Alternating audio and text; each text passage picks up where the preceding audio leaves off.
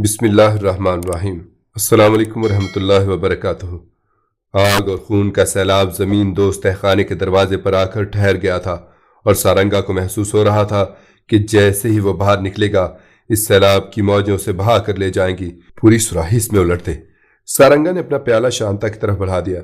शांता अक्सर रात को सोने से पहले ठाकुर को शराब पिलाया करती थी। आज बलराम सिंह उसे सबके सामने रुसवा कर रहा था, लेकिन वो इस जहर को भी पी गई और सारंगा के प्याले को बार बार लबरेज करने लगी। उसके होठों पर एक होशरुबा मुस्कुराहट थी, मगर उसके दिल में इंतकाम के अंगारे दहक रहे थे। बदनसीबो, अंगूर से खींची हुई शराब पीकर झूम रहे हो, लेकिन यह नहीं पता कि रात खत्म होते ही तुम पर जिंदगी हराम हो जाएगी। शांता के होठों की मुस्कुराहट गहरी होती चली गई। उसने एक खास अंदाजे दिलरुबाई के साथ बलराम सिंह को कई बार जाम पेश किया। ठाकुर का वजूद जमीन पर नहीं था, वो मुसलसल पीता रहा और शांता पिलाती रही।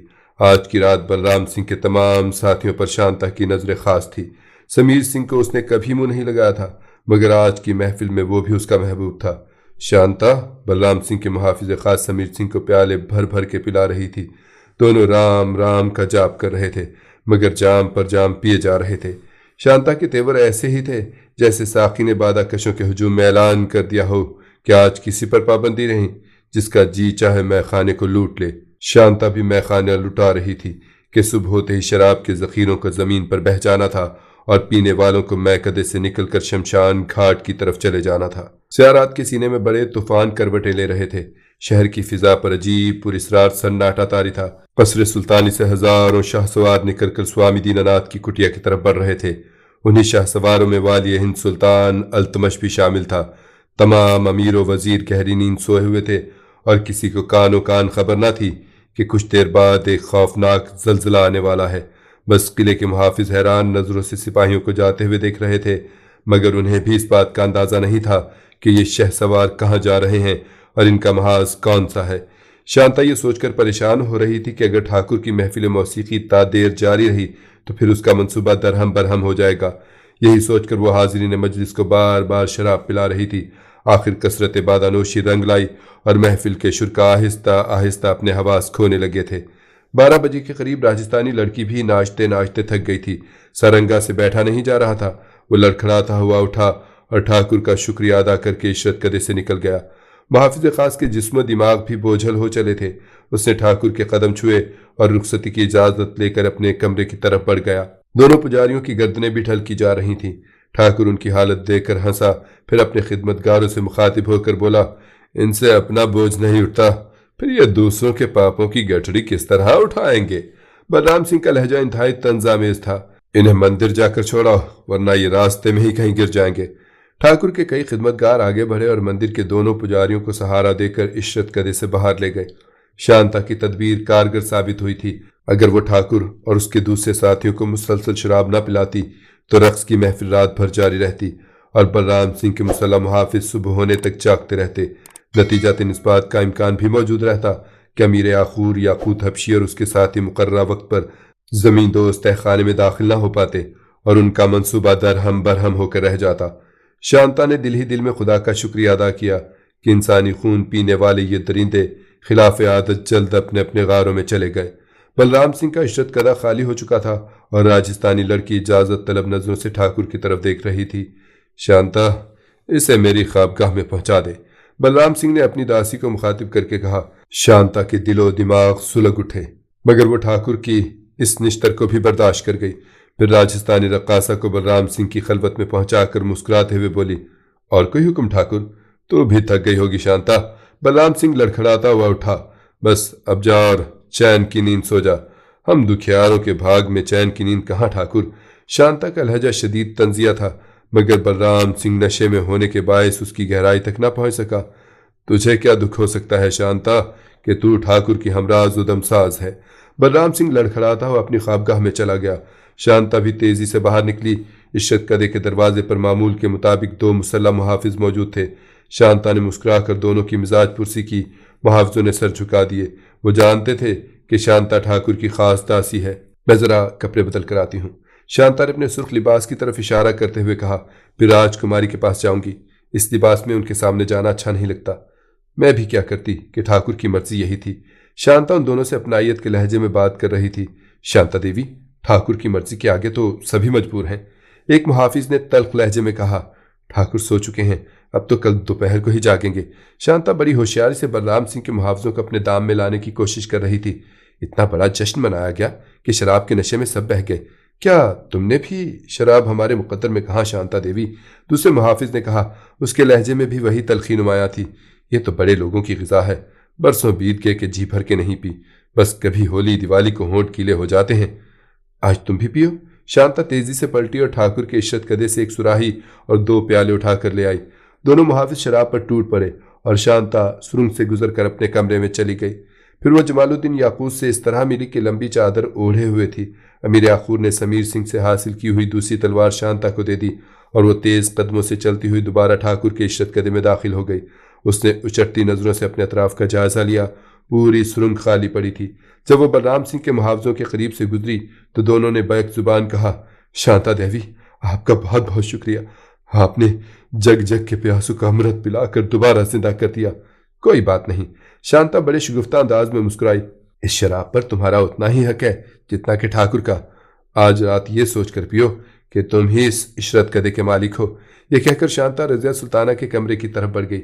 शहजादी की निगरानी पर मुतय्यन दोनों दासियां शांता को देखकर हट गईं और वो नीले रंग की चादर में लिपटी हुई अंदर दाखिल हो गई। रज़िया सुल्ताना इस वक्त कमरे में टहल रही थी। उसे सुबह होने का बड़ी बेचैनी से इंतजार था। शांता को देखकर शहजादी के चेहरे पर मुसरत आमेज इस्तराब का गहरा रंग उभर आया। शांता, अभी सुबह होने में कितना वक्त है? आधी रात गुजर चुकी है शहजादी आलिया, शांता ने कमरे का दरवाजा बंद करते हुए कहा। फिर उसने अपनी चादर के नीचे से तलवार निकाली और रज़िया सुल्ताना की तरफ बढ़ा दी। शहजादी एक खास अंदाज से तलवार को देखने लगी। आप मेरे जाने के बाद दरवाजा अंदर से बंद कर लेंगी। शांता ने शहजादी को अपने मंसूबे की तफसीलात समझाते हुए कहा। इस दरवाजे को 15-20 आदमी मिलकर भी नहीं तोड़ सकते, और अगर किसी तरह वो नाजुक वक्त आ भी गया तो फिर यह तलवार आपका दिफा करेगी। शहजादी बहुत गौर से शांता की बातें सुन रही थी। वैसे अमीर आखोर और आपके दूसरे जानिसार इसी कमरे के करीब जमा होंगे। उनकी गर्दनें कट जाने के बाद ही दुश्मन इस दरवाजे को तोड़कर आप तक पहुंच सकते हैं। शांता का लहजा इंतहाई सर था। वह जज्बात के बजाय दिमाग से काम ले रही थी। क्या यह मुमकिन नहीं कि मैं भी कमरे से निकलकर ठाकुर बलराम सिंह के सिपाहियों का मुकाबला कर सकूं? रज़िया सुल्ताना ने हसरत ज़दा लहजे में कहा। हरगिज़ नहीं। शांता की आवाज़ से तंबीह का रंग झलक रहा था। ये महाज़े जंग किसी खुले मैदान में नहीं कि आप अपनी मर्जी से गर्दिश कर सकें। दूसरे ये कि सुरंग का रास्ता बहुत तंग है और आप इसके पेचो खम से वाकिफ भी नहीं। शहजादी खामोश हो गई और शांता तेजी के साथ कमरे से निकलकर चली गई। शांता के जाते ही रज़िया सुल्ताना ने दरवाज़ा बंद कर लिया। अगरचे शांता ने जमालुद्दीन याकूत और दूसरे सिपाहियों से कहा था कि वो इब्तदाई शब में सो जाएं, लेकिन आज की रात शहजादी के जानिसारों को नींद नहीं आ रही थी। उनमें से हर शख्स जंग शुरू होने का इंतजार कर रहा था। शांता खुद भी एक लम्हे के लिए नहीं सोई थी। वो बार बार अपने मासूम बच्चे की तरफ देख रही थी। मेरे बेटे, आने वाली सुबह तेरी किस्मत का भी फैसला कर देगी। शांता ने उस बच्चे की पेशानी को बोसा देते हुए कहा, जिसे ठाकुर बलराम सिंह ने पैदा होने से पहले ही यतीम बना दिया था। तेरी मजलूम माँ इसके सिवा कुछ नहीं चाहती कि तू जबर की जिंदा से निकलकर आज़ादी की फिजा में सांस ले और तेरे बाप का कातिल अपने अंजाम को पहुंच जाए। फिर वह बड़े जागुदास लहजे में जमीन और आसमान के मालिक को पुकारने लगी। ऐ कोई जिस्म न रखने वाले खुदा, मेरे साथ इंसाफ कर। इन पत्थर के खुदाओं ने तो अपने पुजारियों को हलाक कर डाला। शांता बहुत देर तक दिल ही दिल में दुआएं मांगती रही। उसके सीने में जलते हुए बगोलों का तूफान उठ रहा था और फिर वही तपता गुबार आंसू बनकर उसकी आंखों से बरसने लगता था। फिर 4 बजे के करीब वो अपने कमरे से निकली। जमालुद्दीन याकूत और दूसरे सिपाही वक्त से पहले ही तैयार हो चुके थे। शांता ने उन्हें इशारा किया और वह सब के सब नंगे पांव उसके पीछे रवाना हो गए। स्वामी दीनानाथ की कुटिया के रहने वाले हजारों सेवकों पर गहरी नींद तारी थी। शांता तेज रफ्तारी के साथ मंदिर के करीब पहुंची और याकूत हबशी के 5 सिपाहियों से सरगोशी के अंदाज में बोली, तुम थोड़ी देर में सुरंग के रास्तों का जायजा लेने के बाद वापस आ जाओगे और मंदिर के दरवाजे पर खड़े होकर सुल्तान मुअज्जिम के सिपाहियों का इंतजार करोगे। वो भी हिंदू साधुओं के लिबास में होंगे, मगर वो यहाँ पहुंचेंगे किस तरह? अमीर आखूर याकूत हबशी ने घबराए हुए लहजे में पूछा। आपका एक सिपाही कल रात कस्रे सुल्तानी पहुंच चुका है, वही लश्कर सुल्तानी की रहनुमाई करेगा। शांता की आवाज़ घुटी घुटी थी और उसकी बेचैन नजरें अपने अतराफ का जायजा ले रही थीं। जब सुल्तान मुअज्जिम के सिपाही यहाँ पहुंच जाएं तो आप लोग उन्हें लेकर सुरंग में दाखिल हो जाएं। ये कहकर शांता आगे बढ़ी और राम मंदिर में दाखिल हो गई। इस वक्त मंदिर में सन्नाटा था। बस छोटा पुजारी स्नान करने के लिए अपने कमरे से बाहर निकला था ताकि वह नहा धोकर तैयार हो जाए और फिर शंख यानी नाकूस फूंक कर सोने वालों को सुबह की पूजा के लिए बेदार कर दे। छोटे पुजारी ने चौंक कर आने वाले साधुओं को देखा और इंतहाई नागवार लहजे में बोला, अभी पूजा का समय नहीं हुआ, हमारी पूजा का समय हो चुका है। ये कहकर जमालुद्दीन याकूत आगे बढ़ा और उसने दोनों हाथों से छोटे पुजारी की गर्दन पकड़ ली। अमीर याकूर के ताकतवर हाथों में वो किसी परिंदे की तरह फड़फड़ा रहा था। छोटे पुजारी की यह कैफियत कुछ देर तक रही, फिर जब उसकी गर्दन याकूत हबशी की गिरफ्त से आज़ाद हुई तो वह मर चुका था। अमीर याकूर ने उसके मुर्दा जिस्म को खींचकर अंदर कमरे में डाला और बाहर से दरवाजे की कुंडी लगा दी।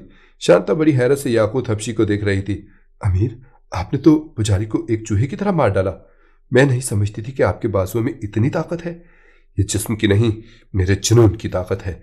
जोश जज्बात में याकूत हबशी का सांवला चेहरा तांबे की तरह सुर्ख हो गया था। आज अपनी आकाए नेमत के लिए मैं हाथी को भी किसी चींटी की तरह मसल सकता हूँ। शांता आगे बढ़ी। पांचों सिपाही बहुत गौर से रास्ते के पेचो खम को देख रहे थे। बड़े पुजारी के कमरे का दरवाज़ा बंद था। शांता ने आहिस्ता से दरवाज़ा खोला। बड़ा पुजारी शराब के नशे में ऊंधा पड़ा था। याकूत हबशी ने मानी खेज नजरों से शांता की तरफ देखा और आंखों ही आंखों में कहा कि क्या इसका भी काम तमाम कर डालूं। अमीर याकूर का अंदाज कुछ ऐसा था कि शांता के होंठों पर बेख्तियार मुस्कुराहट उभर आई। शांता ने नफी में अपने सर को जुम्बुश दी, गोया कह रही हो कि बड़ा पुजारी तो इस वक्त मुर्दों से भी बदतर है, फिर ऐसे शख्स को क्या मारना। फिर भी याकूत हबशी ने बड़े पुजारी के हाथ पांव बांध कर उसके मुंह में कपड़ा ठोंस दिया। उसने कई बार आंखें खोली और बंद कर लीं। शराब के नशे ने उसे बेसुध बना दिया था। शांता तेजी से इस कदावर मूर्ति के करीब पहुंची जो बड़े पुजारी के तवील और अरीज कमरे के गोशे में नस्ब थी। शांता ने उस मूर्ति को 7 बार सीधे और 7 बार उल्टे चक्कर दिए। फिर देखते ही देखते कमरे के सामने वाली दीवार में एक बड़ा शिगाफ नुमदार हो गया। शांता ने जमालुद्दीन याकूत और दूसरे सिपाहियों को इशारा किया, फिर वो सब के सब शिगाफ में दाखिल हो गए। थोड़ी दूर चलने के बाद शिगाफ खत्म हो गया और दूर तक एक लंबी सुरंग नजर आने लगी। सुरंग में हर तरफ सन्नाटा था। बलराम सिंह के मुहाफिज अपने कमरों में सो रहे थे। ये तमाम मुहाफिज इस वक्त बेदार होते थे जब राम मंदिर का छोटा पुजारी पूरी कुव्वत से शंख बजाता था, मगर कुछ देर पहले ही शंख बजाने वाला मौत की गहरी नींद सो चुका था। शांता ने सुल्तान अल्तमश के 5 सिपाहियों को मुखातिब करते हुए कहा कि अब तुम लोग जाओ और मंदिर के दरवाजे पर खड़े होकर सुल्तान मुअज्जम का इंतजार करो। फिर जैसे ही लश्कर सुल्तानी वहां पहुंचे तो तुम अपनी रहनुमाई में एक एक सिपाही को इस सुरंग के अंदर दाखिल कर दो। 5 साधुनुमा सिपाही अपने त्रिशूल और कशकोल लहराते हुए वापस चले गए। शांता जमालुद्दीन याकूत और सिपाहियों के हमरा दबे पांव आगे बढ़ती रही, यहां तक कि ठाकुर का इशरत कदा करीब आ गया। दोनों मुहाफिज शराब पी के जमीन पर बैठे झूम रहे थे। बैक वक्त इतने इंसानी कदमों की चाप सुनकर मुहाफिजों ने धुंधली आंखों से देखा। शांता देवी मुहाफिजों के करीब पहुंच चुकी थी। ये साधु यहाँ क्यों आए हैं शांता देवी? एक मुहाफिज ने लड़खड़ाती जुबान से कहा और उठने की कोशिश की, मगर फौरन ही जमीन पर गिर गया। ये ठाकुर के दर्शन करने आए हैं। शांता के होंठों पर इंतहाई जहरीली मुस्कुराहट उभर आई थी। अमीर, इसे भी जिंदगी के गमों से निजात दे दो। जमालुद्दीन याकूत का हाथ बुलंद हुआ और फिर दूसरे ही लम्हे ठाकुर के मुहाफिज की गर्दन जिस्म से जुदा हो गई। दूसरे मुहाफिज ने चीखने की कोशिश की, मगर एक सिपाही ने आगे बढ़कर उसका गला दबा दिया और दूसरे जहर में बुझा त्रिशूल उसके सीने में उतार दिया। हजारों इंसानों का खून करने वाले ठाकुर के इशरत कदे का फर्श आज उसी के रखवालों के खून से सुर्ख हो रहा था। इसके बाद शांता दाएं जानिब मुड़ी। थोड़े ही फासले पर शहजादी रजिया सुल्ताना का कमरा था। ठाकुर की दासियां बड़ी मुस्तादी से दरवाजे पर पहरा दे रही थीं। शांता के साथ इतने साधुओं को देखकर घबरा गईं। ये कौन लोग हैं और यहाँ क्यों आए हैं? एक दासी ने सख्त लहजे में कहा। औरत होने के नाते तुम्हें माफ किया जाता है। शांता ने गजबनाक होकर कहा, फिर भी अगर तुमने चीखने या किसी को खबरदार करने की कोशिश की तो मौत तुम्हारा मुकद्दर बन जाएगी। शांता देवी, हम पर दया करो। दोनों दासियां शांता के कदमों पर झुक गईं। हमें जीवन दान दो, हम किसी से कुछ नहीं कहेंगे। तो फिर अपने कमरे में चली जाओ। शांता ने एक तरफ इशारा किया। सुरंग के आखिर में उन दासियों का कमरा था। अंदर से दरवाजा बंद कर लेना। अगर बाहर आई तो फिर तुम्हें मौत से कोई नहीं बचा सकेगा। दासियां भागने लगीं, कई बार गिरी और कई बार उठीं, यहां तक कि वो दोनों अपने कमरे में पहुंच गईं। याकूत हबशी शहजादी का कमरा देखकर बेकरार हो गया। शांता, मैं अपनी आकाए नेमत की खिदमत में सलाम अर्ज करना चाहता हूँ। शांता ने उसे सूरत हाल की संगीनी के बारे में बहुत समझाया, मगर वो नहीं माना। मजबूरन शांता ने रजिया सुल्ताना को पुकारा। शहजादी आलिया, दरवाज़ा खोल दीजिए। चंद लम्हों बाद ही दरवाज़ा खुल गया। शहजादी पर नजर पड़ते ही जमालुद्दीन याकूत घुटनों के बल झुक गया। आकाए नेमत, कोई नहीं जानता कि आने वाला लम्हा क्या खबर लेकर आए, इसलिए जरूरी था कि बारगाह आलिया में सलाम अर्ज करता जाऊं। शहजादी की खूबसूरत आंखों में हैरत और मुसरत मौजसन थी।